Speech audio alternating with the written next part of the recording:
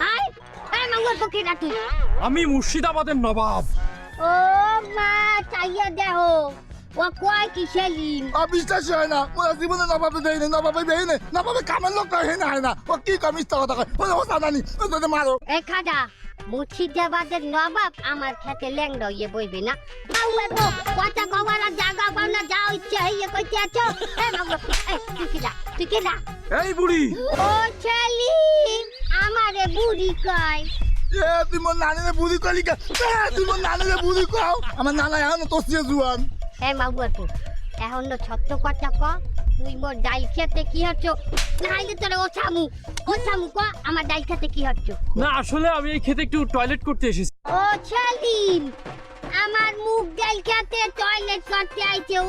ওই টয়লেট দিয়ে ভাত খাবি না মুখ ডাল আমি দিয়ে খামু না আমি খামু না সেলিম আরে বাহান